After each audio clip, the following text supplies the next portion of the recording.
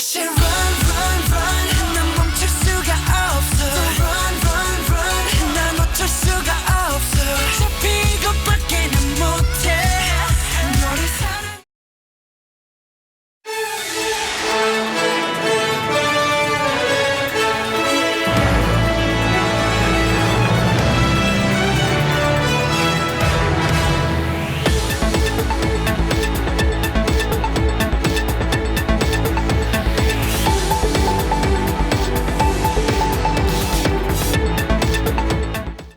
중동호흡기 증후군 메르스 확진 환자가 3년 만에 나오면서 질병관리본부가 위기 경보 수준을 관심에서 주의 단계로 올렸습니다.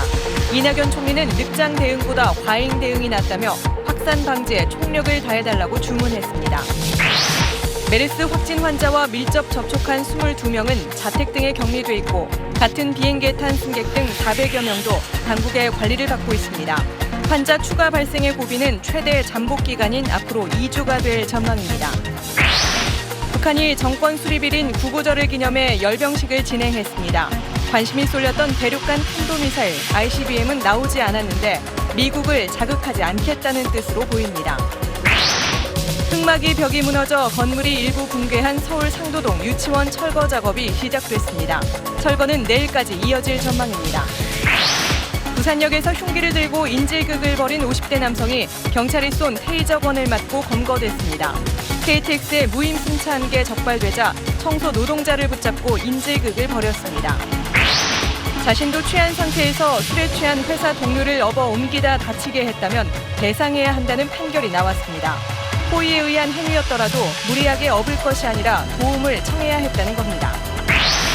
장관 등 고위공직 후보자 인사청문회가 내일 시작되는 가운데 상당수가 청와대가 밝힌 검증 기준을 충족하지 못한 것으로 나타났습니다. 후보자 절반은 위장 전입 경험이 있고 세금 탈루 의혹을 받는 경우도 있습니다.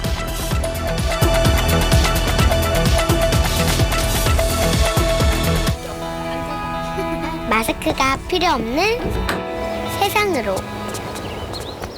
내일을 바꾸는 현대 수소전기차. 메르스 발병 확인 이틀째 환자는 계속 한 명으로 유지되고 있습니다. 조기의 상황을 함께 넘길 수 있도록 현재 상황을 종합적으로 이해하기 쉽게 전해드리는데 오늘 뉴스 초점을 맞췄습니다.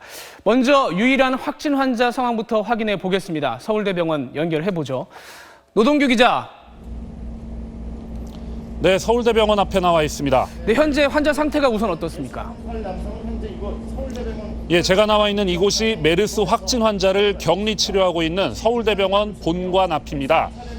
그제 쿠웨이트에서 돌아와 어제 확진 판정을 받은 61살 남성이 입원한 곳이 이 건물을 끼고 바로 뒤쪽으로 돌면 나오는 진료지원동입니다. 이 남성은 병동 안의 공기가 밖으로 유출되지 않도록 압력을 관리하는 이른바 음압격리시설에 머물고 있는데요. 거동과 의사소통에는 큰 문제가 없는 걸로 전해졌습니다. 이 남성은 적어도 2주 동안 지금 화면으로 보고 계신 저 진료병동에서 치료를 받게 됩니다. 네, 일단 나빠지지 않았다니까 참 다행인데 그 환자가 공항에서 거기까지 갈 때까지 누구를 어떻게 접촉했냐 이게 상당히 중요하단 말이죠. 이게 지금 당국이 계속 파악을 하고 있죠. 네, 이 남성이 비행기에서 내린 뒤에 행적이 자세히 파악되면서 2명이 추가됐습니다. 이 남성이 비행기에서 내릴 때 휠체어를 요청했었는데 출국장까지 휠체어를 밀어준 도우미 1명, 그리고 공항에서 삼성서울병원까지 태워준 리무진 택시기사 1명이 밀접 접촉자로 추가됐습니다. 질병관리본부는 3년여 만에 국내에서 메르스가 재발한 만큼 위기경보를 관심에서 주의로 격상하고 중앙방역대책본부를 설치했습니다. 22명의 밀접 접촉자를 자택등지에 격리해서 살피고 환자와 항공기에 동승했던 승객 등 일상 접촉자 415명의 명단을 전국 지자체에 통보했습니다. 이낙연 국무총리는 긴급 관계장관회의를 열어서 3년 전 메르스 사태 때 얻은 늑장 대응보단 과잉 대응이 낫다는 교훈을 떠올려 정부가 총력 대응할 걸 주문했습니다. 지금까지 서울대병원에서 SBS 노동규입니다. 자, 지금 중요한 건 바이러스가 더 퍼지지 않게 여기서 막는 겁니다. 방금 들으신 대로 가깝게 접촉해서 자기 집에 격리된 22명에 같은 비행기에 탔던 승객까지 또 걱정되는 사람들이 400명 넘게 있어서 상황을 계속 주시해야 됩니다. 강청환 기자입니다. 메르스 확진 판정을 받은 환자와 2m 이내에서 접촉했거나 환자의 분비물과 닿았을 경우 밀접 접촉자로 분류됩니다. 이에 따라 메르스 확진 판정을 받은 61살 남성과 같은 비행기를 탄 앞뒷줄 및 좌우 승객 10명, 그리고 승무원 3명이 밀접 접촉자로 분류됐습니다. 검역관과 출입국 심사관, 휠체어 도우미, 마중 나온 부인, 택시기사와 삼성서울병원 의료진 4명도 밀접 접촉자에 포함됐습니다. 밀접 접촉자들은 현재 모두 자택 등에 격리돼 있는데 최대 잠복기인 14일간 메르스 증상이 나타나는지 집중 관리를 받게 됩니다. 철저한 확인을 위하여 전담 공무원을 배치하는 등 적극적인 발병 여부 확인 조치를 취하도록 강화해 나가겠습니다. 두바이에서 인천까지 확진 환자와 같은 아랍에미레이트 항공 여객기를 탔던 탑승객 전원 등 415명은 일상 접촉자로 분류됐습니다. 일상 접촉자는 격리 대신 지자체에 통보돼 관리를 받습니다. 잠복기인 14일간 관할 보건소나 전담 공무원이 전화나 문자로 증상을 묻고 증상이 나타나면 즉시 보건소로 연락하도록 했습니다. 환자 동선 파악 등 당국의 조사가 계속 진행 중이라 접촉자가 더 나올 가능성도 있습니다. 박능우 보건복지부 장관은 검역관과 대화한 일반인 1명이 접촉자로 추가될 가능성이 있다고 밝혔습니다. SBS 강청원입니다. 또 한 가지 따져봐야 될 부분은 공항 검역대에서 이 환자를 찾아내지 못했다는 겁니다. 검역대를 통과한 다음에 환자 본인이 이상하다 싶어서 스스로 병원에 가서 메르스인 줄 알게 된 건데 만약에 이 환자가 안 그랬다면 일이 훨씬 커졌을 수 있습니다. 뚫린 구멍 빨리 메워야 됩니다. 한상호 기자가 과정을 짚어봤습니다. 메르스 확진 판정을 받은 61살 남성은 그제 오후 4시 51분 입국했습니다. 중동 지역을 방문하고 입국하면 건강 상태 질문서를 내야 하는데 이 남성은 질문서에 쿠웨이트를 방문했고 6차례 설사했다고 적었습니다. 그런데 체온이 36.3도로 정상이고 지금은 괜찮다는 말에 검역관은 메르스 증상이 나타나면 질병관리본부 콜센터에 전화하라는 안내만 하고 그냥 통과시켰습니다. 지금 저희 시험이 발열과 호흡기 증상 이런 부분이거든요. 전혀 없다 그랬고 그에 대해서는 검역관의 판단이 아닌가 생각을 하고요. 하지만 이 남성은 비행기에서 내릴 때부터 휠체어를 요청해 타고 이동할 만큼 몸이 좋지 않은 상태였습니다. 이 남성은 검역을 통과한 뒤 다시 설사 증상이 나타나자 곧바로 병원을 찾았습니다. 메르스 의심 환자로 분류된 건 밤 9시 34분. 검역을 통과한 지 5시간도 안 돼서였습니다. 중동에서 메르스 오염 지역은 사우디아라비아와 아랍에미리트, 오만 등으로 쿠웨이트가 오염 지역에서 빠져 있다 보니 검역이 느슨하게 이뤄진 게 아니냐는 지적이 나옵니다.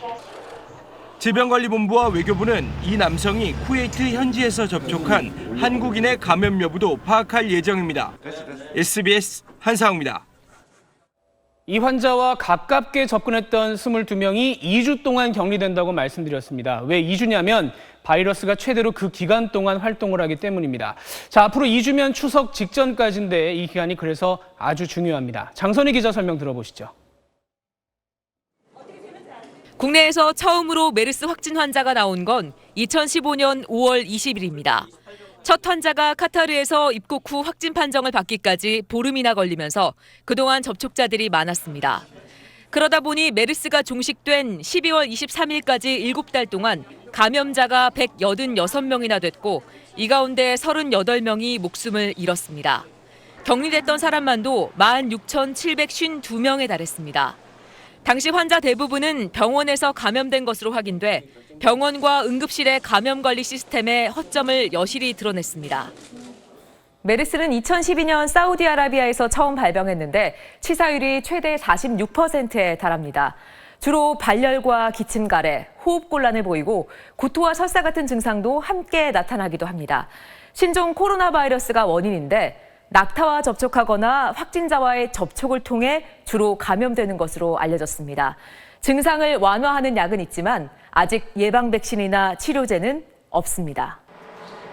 현재 서울 대형 병원들은 메르스 불똥이 튀지 않을까 우려하며 모두 비상체제에 돌입했습니다. 특히 메르스 확진 환자가 거쳐간 삼성서울병원에는 마스크를 쓴 환자와 보호자들이 유난히 많았습니다. 다시 이제 발병 환자가 나타나면서 좀 불안한 것도 있고 그렇긴 한데 응급실 같은 경우는 조금 불안하기도 한데 메르스 잠복기는 2일에서 최대 14일입니다. 따라서 이번 메르스의 확산 여부는 2주일 안에 판가름 날 것으로 보입니다. SBS 장선입니다. 네, 메르스 전문가인 이재갑 한림대 교수 스튜디오에 나와 있는데 궁금한 걸 좀 더 풀어보겠습니다. 자, 교수님 어서 오십시오. 네, 안녕하세요. 자, 시청자분들이 가장 궁금하실 게 그래서 지금 상황이 정확하게 잘 통제가 되고 있는 거냐, 어느 상황인 거냐 이걸 텐데 어떻게 좀 평가를 하실 수 있을까요? 일단은 이제 환자분이 어제 삼성의료원 들러서 이제 네. 국가지정 격리병상이 서울대병원에 입원한 상태에서 치료를 받기 시작을 했고요. 네. 일단 질병의료본부가 전반적인 이제 그 노출자에 대한 부분들의 조사를 들어가서 네. 밀접 접촉자가 22명, 그리고 이제 이상 접촉자도 구분에 400여 명 되는 이상 접촉자를 구분한 상태인데 어떤 전반적으로 2015년에 비해서는 짜임새 있게 돌아갔고 일단은 제일 중요했던 게 환자의 확진 시기까지가 2015년에 거의 보름이 걸렸다면 네. 이번에는 하루 만에 이제 확진이 되고 이제 격리가 된 상황이기 때문에 노출자 자체, 그러니까 접촉자 자체 숫자가 적은 것 자체가 일단은 방역의 초기 단계에서는 어느 정도 선방했다고 볼 수 있을 것 같습니다. 일반 분들은 아주 크게 걱정하실 상황은 아닌 걸로 예, 생각이 됩니다. 예. 근데 이제 22명이 집에 격리가 되어 있는데 누가 가서 계속 지켜볼 수는 없는 거고요. 네, 이분들이 좀 알아서 좀 규칙을 잘 지켜줘야 한다면서요.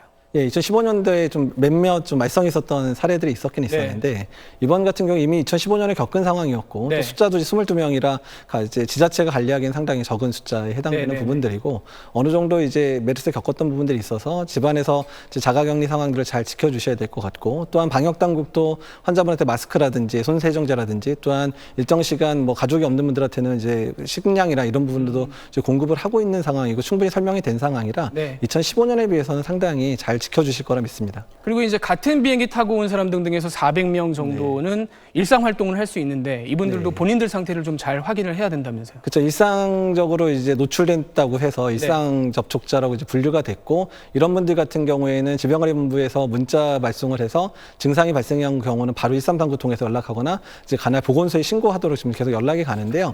오늘 이제 브리핑 때도 약간 얘기가 나왔지만 그러더라도 그분들에 대한 관리를 철저히 하겠다 그래서 실제 유선으로 전화도 하고 파악도 하겠다. 다만 외국인이 한 115명 있어서 그 외국인에 대한 부분들이 이제 주소지나 이런 거 이제 안 만든 부분들이 있어서 이제 관할 주재 대사관에 부탁을 해서 되도록 그분들한테 이제 정확한 방법과 정확한 그 나라의 언어로 잘 전달을 하도록 부탁을 하는 것 같습니다. 그리고 이제 마지막으로 짚어볼 게 공항에서 저 환자를 못 잡아낸 부분을 저희가 보도를 해드렸는데 사실은 사람들이 계속 들어오는데 그걸 이제 또 일일이 하는 것도 어려운 부분이 있을 거라고 생각은 듭니다. 근데 보완책은 있어야 되니까 어떻게 좀 보완을 해야 될까요? 이게 이제 수만 명이 지나가는 통로이기 때문에 어차피 자발적인 이제 시민의 신고를 통해서 환자를 걸러내는 이제 시스템이거든요. 그렇기 때문에 일단은 이제 시민들로 하여금 자기가 이제 노출됐었는지 여부를 잘 알 수 있는 여러 가지 툴들을 더 개발을 해서 그분들이 내가 좀 위험이 있겠구나, 위험하겠구나 하는 것들을 알게 하는 방법들도 개발을 해야 되고요. 일단 시민의식에 기댈 수밖에 없는 측면이 강합니다. 근데 우리나라 분들이 워낙에 예전부터 이런 위기 상황에 잘 대처했기 때문에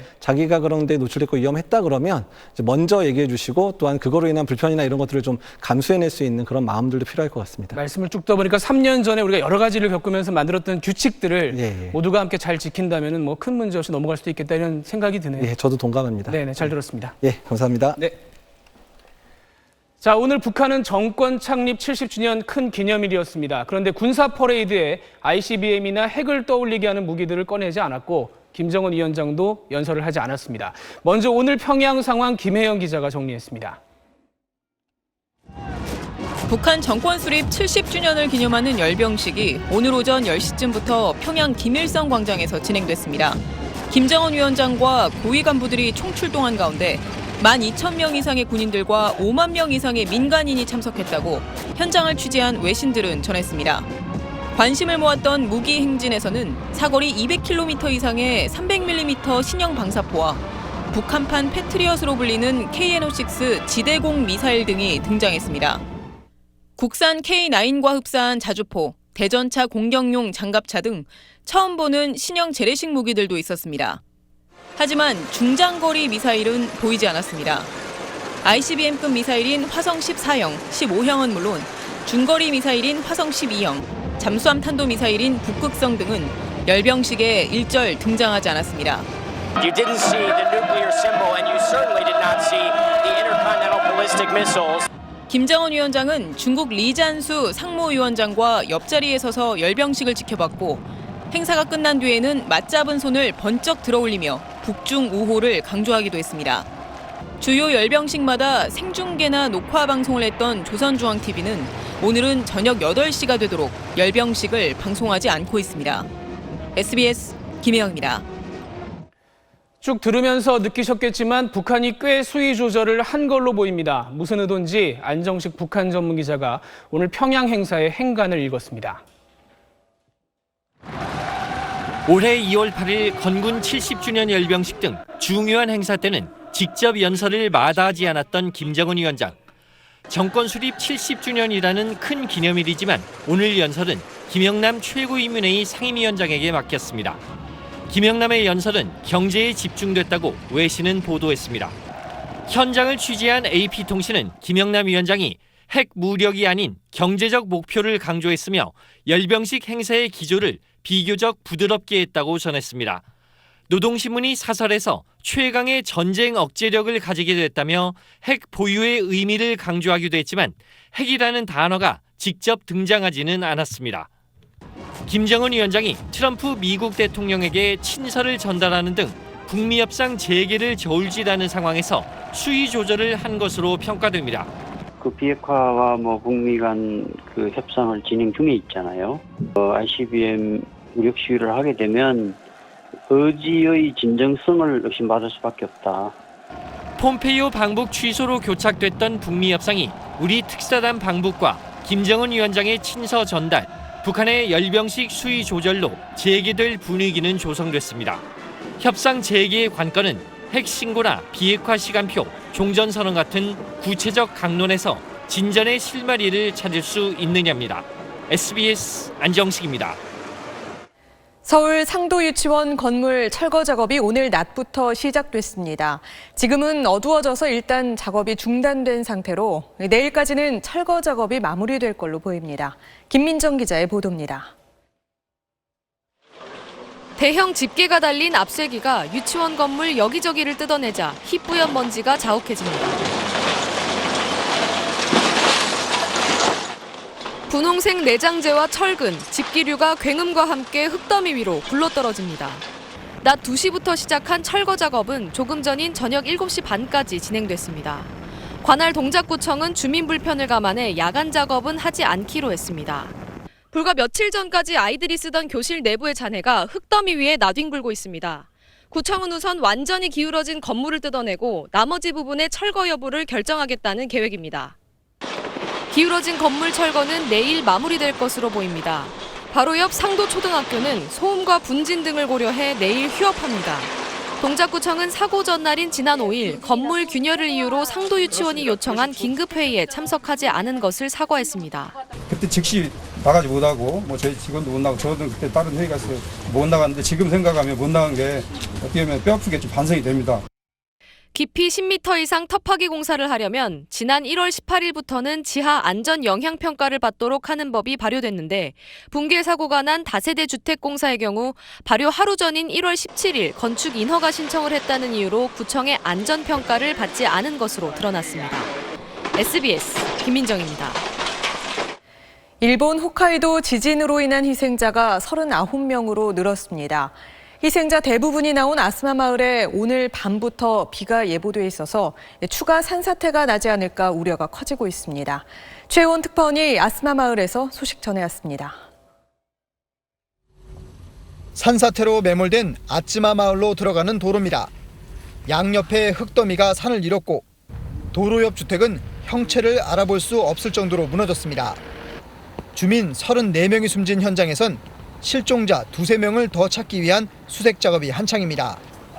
진도 7의 강진에 산자락에 있던 가옥 10여 채가 흙더미에 묻혔습니다. 폐허에서 찾은 생활용품과 식기는 이곳이 집이었음을 보여줍니다. 이 농기구 창고는 뒤쪽으로 흙더미들이 쏟아져 내리면서 앞쪽으로 완전히 무너져 내렸습니다. 수천 년 전 화산재로 만들어진 인근 산의 지층이 단단하지 않았기 때문에 피해가 더 컸던 것으로 분석됩니다. 이 마을 주민 5천여 명 가운데 1,000여 명은 아직도 피난 생활 중입니다. ご自宅はどうなりました?前回今亡くなった方ご存知ですか?全員知ってますよ。他人だけども親戚付き合いみたいなもんだからうちらの 일본 당국은 정신의료팀을 급파해 심리적 충격을 입은 주민들을 보살피고 있습니다. 오늘 밤부터 내일 새벽까지 비가 예보돼 약해진 집안이 다시 무너질 우려가 커지고 있습니다. 또 강진 이후 여진이 139회나 이어진 데다 일주일 안에 같은 규모의 지진이 일어날 수 있어 아찌마 마을 주민은 지진의 충격에서 벗어나지 못하고 있습니다. 아찌마 마을에서 SBS 최우원입니다. 부산역에서 50대 남성이 흉기를 들고 인질극을 벌이다가 경찰이 쏜 테이저건을 맞고 붙잡혔습니다. 이 남성은 KTX에 무임 승차한 게 적발되자 청소 노동자를 붙잡고 인질극을 벌였습니다. KNN 김민욱 기자가 보도합니다. 한 남성이 60대 여성 환경미화원에게 흉기를 겨누고 위협합니다. 경찰과 승무원들이 대치하며 긴장감이 감돕니다. 인질극이 벌어진 것은 오늘 오전 10시 15분쯤. 대구에서 KTX를 탄 58살 신모 씨가 무임승차로 적발돼 영무원에게 인계되자 인질극을 벌인 것입니다. 범행 동기는 그 무임승차에 대한 적발에 대한 불만으로 보입니다. 신 씨는 선로 건너편까지 여성을 끌고 간 뒤 혼자 철조망을 넘어 승무원 식당으로 몸을 숨겼습니다. 각종 기물을 파손하고 난동을 부리던 신 씨는 경찰이 쏜 테이저건을 맞고 15분 만에 검거됐습니다. 지금도 생각하면 마음이 부스bun기고 가슴 뛰네. 인질로 잡혔다 풀려난 환경미화원은 병원으로 옮겨졌는데 외상은 없지만 정신적 충격을 받은 것으로 알려졌습니다. 문제는 신 씨가 탑승할 때부터 흉기를 소지하고 있었지만 어떤 제지도 받지 않았다는 점입니다. 최근 열차 검문 검색이 허술한 것은 담당 인력이 창원 세계 사격 선수권 대회 지원에 쏠렸기 때문으로 드러나 보안책이 시급해졌습니다. KNN 김민욱입니다. 서울 서대문구에 있는 한 창업보육센터에서 불이 나 고등학생 아들이 숨지고 어머니는 온몸에 2도 화상을 입었습니다. 이 모자는 예비 창업자에게 내준 사무실에서 거주하다가 변을 당한 것으로 보입니다. 장민성 기자입니다.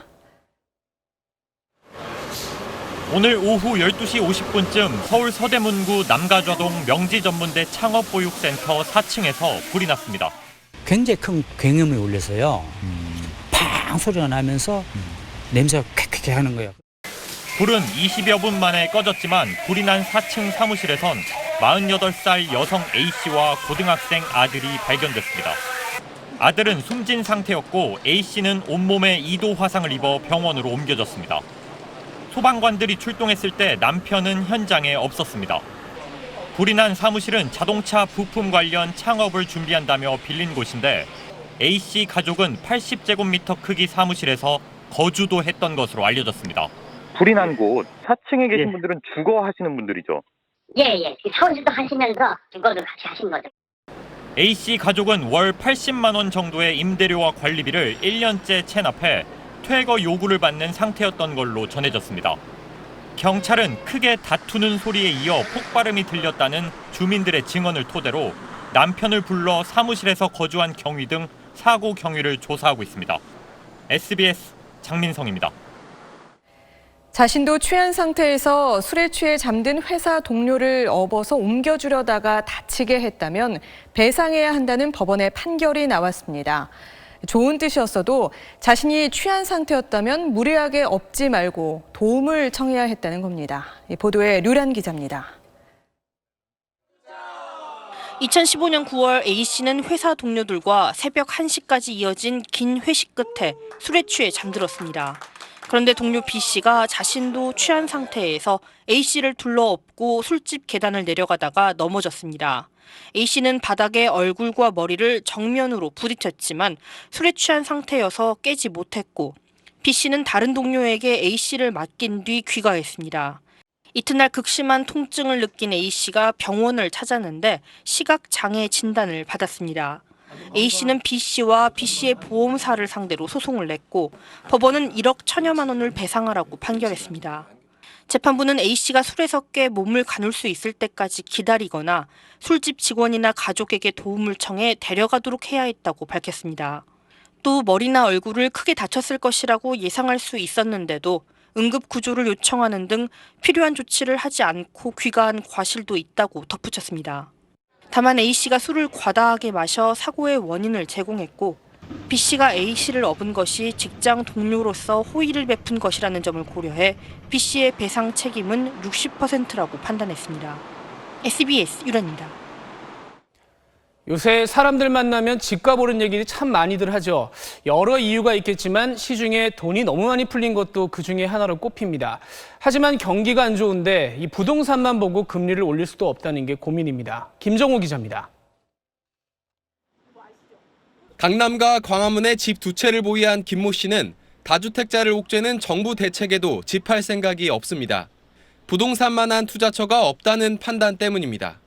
금리는 계속 낮고 주식 투자는 좀 어렵게 느껴지고 그 세금이 강화되는 것보다 집값이 오르는 그 폭이 훨씬 크기 때문에 로또보다는 확률이 확실히 높으니까. 지난 6월 말 기준으로 시장에 풀린 돈은 1,117조 원을 넘어 사상 최대입니다. 돈은 빠르게 부동산 시장으로 움직였습니다.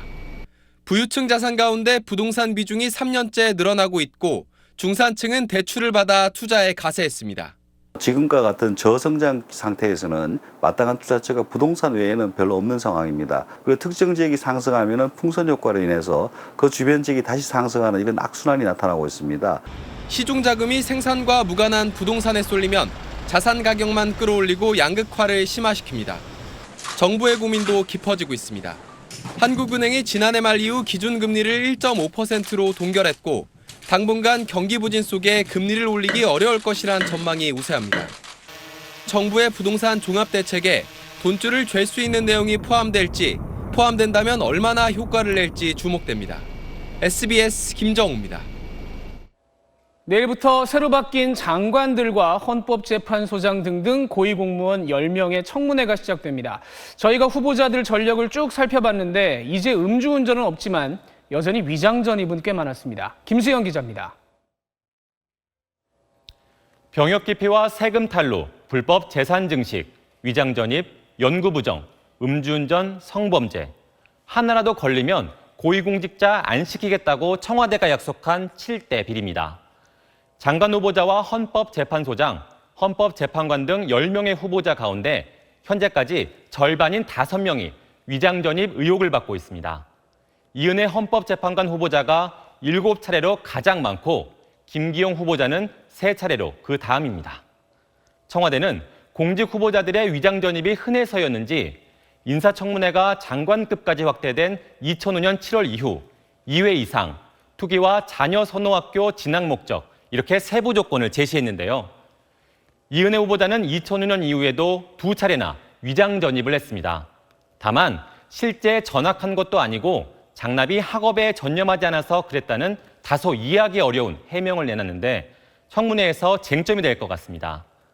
유은혜 교육, 이재갑 노동, 정경두 국방장관 후보자도 위장 전입 의혹이 있는데 시기는 2005년 이전입니다.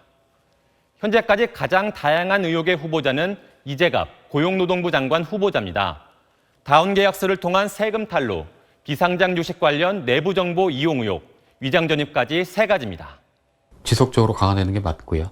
부적격 기준에 대해서는 정권이 바뀌어도 흔들리지 않게 여야가 합의가 되고 가장 뜨거울 걸로 예상되는 유은혜 교육, 이재갑 고용노동부 장관 후보자의 인사청문회는 남북 정상회담이 열리는 19일로 잡혔습니다. SBS 김수영입니다.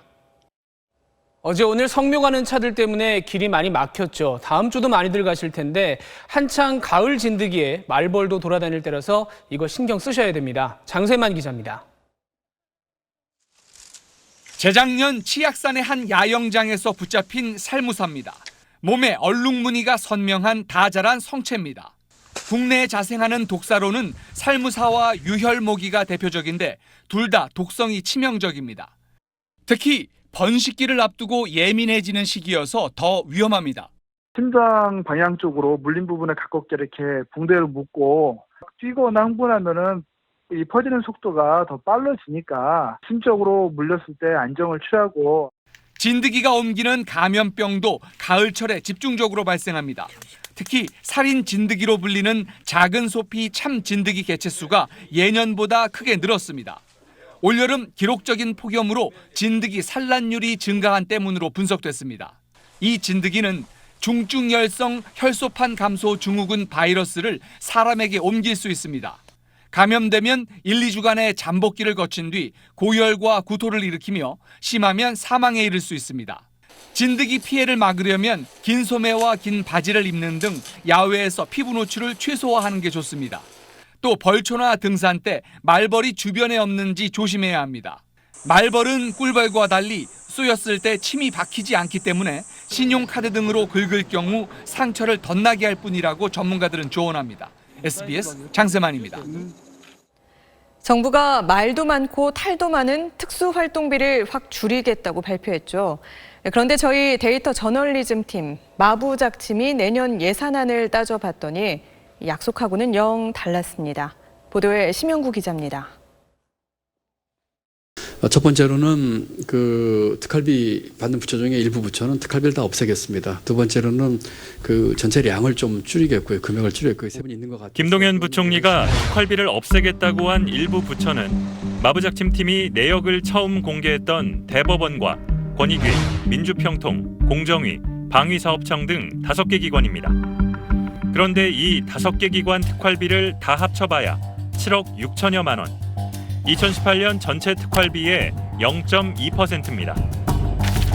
내년 특활비 총액은 9% 줄인다지만 국정원은 이 와중에 안보비로 이름만 바꿔 예산을 1,000억 원 가까이 늘렸습니다. 정부가 이렇게 꼼수를 부리듯이 그 특수활동비를 유지하려고 하는 거는 그 생색내기 또 뭐 국민들을 좀 우롱하는 게 아니냐 이렇게 보고 있습니다. 마부작침팀이 2달 전 특활비 사용 내역을 알려달라고 정보 공개 청구했던 19개 기관의 최종 답변이 나왔는데 공개로 답한 곳은 3곳뿐입니다. 3곳 중 하나인 국세청마저도 특활비를 쓰고 있다. 하지만 내역은 공개할 수 없다는 내용을 공개라며 답했습니다. 이런 공개 아닌 공개만으로도 이의 신청이 안 됩니다. 나머지 16개 기관은 국익을 해치거나 업무 차질이 생긴다며 사실상 내역 공개를 거부하고 있습니다.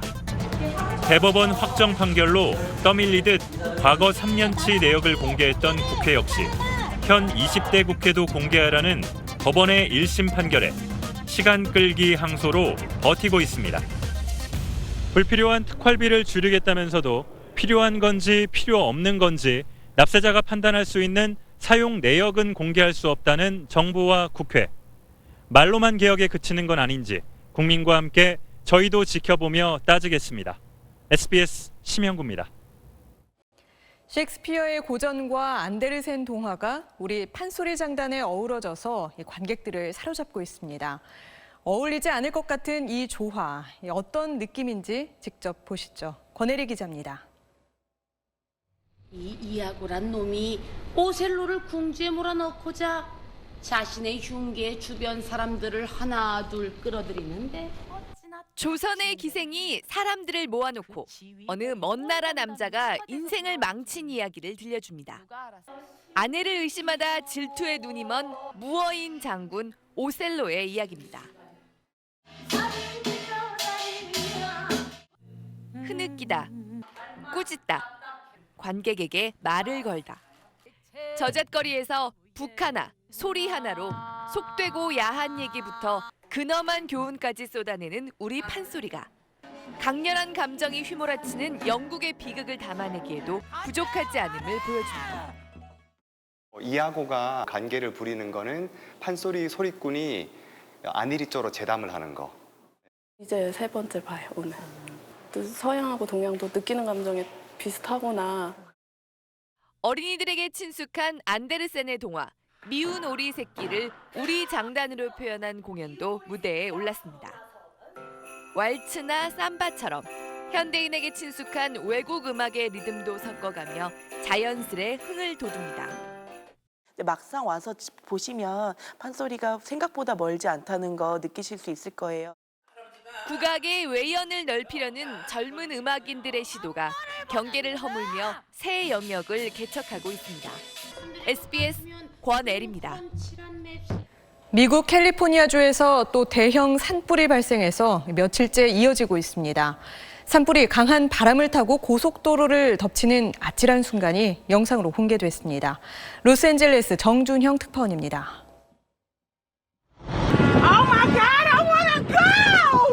시뻘건 화염이 고속도로를 막아서자 놀란 여성이 소리를 지릅니다. 불길은 빠른 속도로 트럭들이 있는 곳으로 번져왔고 여인은 트럭을 버리고 달아나자고 애원합니다. We gotta get out and walk. We can't stay right here. Look at that sign just caught on fire. We cannot stay right here. 불길이 더욱 거세게 치솟자 공포감에 휩싸여 흐느끼기 시작합니다. Oh my God, it's so coming so closer, please. We gotta walk. 미국 캘리포니아주 북부에서 발생한 산불이 강풍을 타고 고속도로를 뒤덮었습니다. 순식간에 번진 산불에 대형 트럭 여러 대가 불에 탔고 운전자들은 차량을 버리고 가까스로 대피했습니다. Our other driver, the CHP, ended up picking him up and the driver of this truck and had to get them out of here. They got trapped in between both sides. 불길이 지나간 고속도로 구간은 모두 폐쇄된 상태입니다. 고속도로 주변 마을에 사는 주민 1000여 명도 겨우 생필품만 챙겨 몸을 피했습니다. 산불은 이미 서울 여의도의 60배 가까운 면적을 태웠으며 건조하고 강한 바람을 타고 더욱 거세게 번지고 있습니다. 로스앤젤레스에서 SBS 정준영입니다.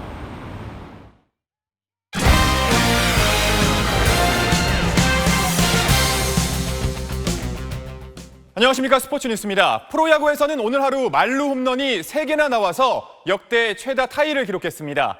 SK 한동민과 삼성의 강민호가 나란히 결승 만루 홈런을 터뜨리며 팀의 역전승을 이끌었습니다. 최희진 기자입니다. 두산에 2대1로 끌려가던 4회 SK 한동민이 시원한 한 방으로 승부를 갈랐습니다.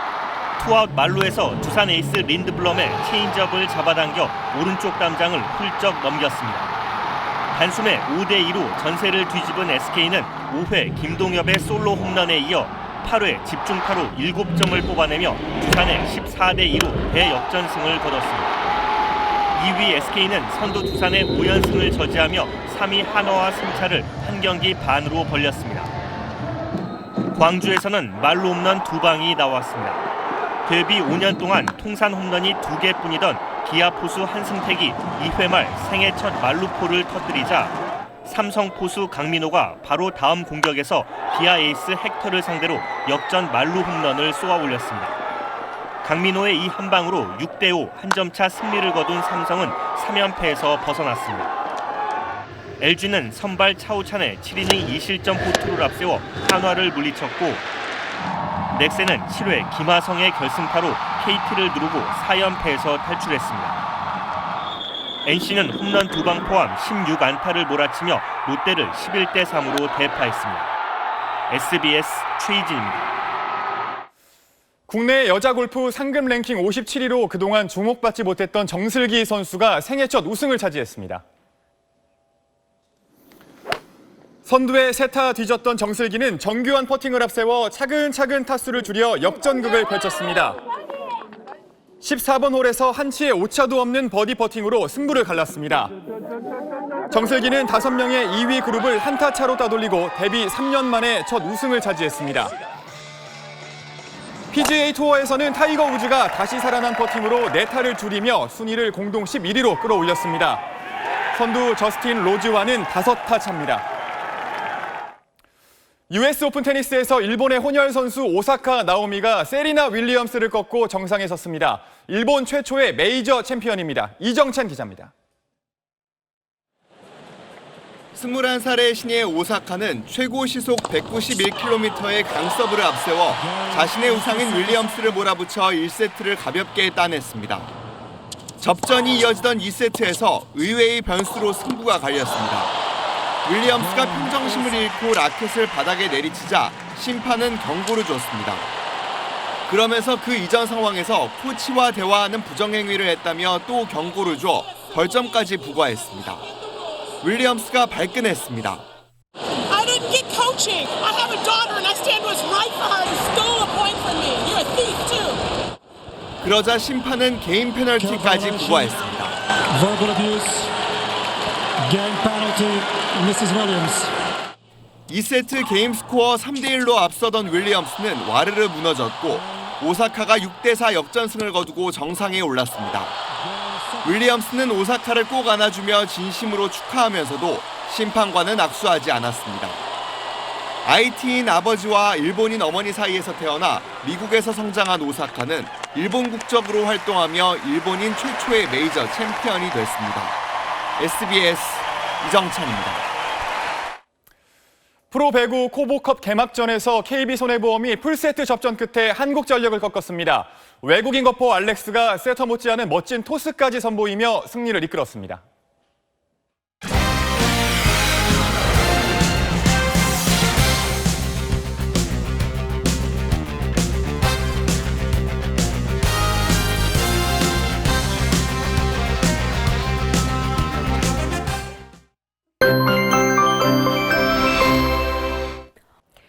내일 날씨 오늘과 거의 비슷합니다. 단 가을 자외선에 방심해선 안 되겠는데요.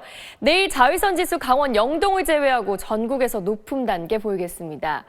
동해안 지방은 내일 오전까지 비가 이어집니다. 그 사이 강원 영동 지방에 최고 40mm, 영남 해안으로도 5에서 20mm가량의 비가 예상됩니다. 또 현재 동해상에는 풍랑특보가 발효 중인 가운데 당분간 바람이 거세게 불겠고요. 또 해안가에선 너울성 파도도 밀려오겠습니다. 내일도 일교차는 10도 이상으로 크겠습니다. 서울 아침 기온 17도, 낮 기온은 28도 예상되고요. 남부지방에서도 전주가 15도로 시작해서 낮에는 28도까지 오르겠습니다. 주 후반에 전국에 또 한 차례 비 소식 들어있습니다. 날씨였습니다. 네, 일요일 8시 뉴스 마칩니다. 고맙습니다.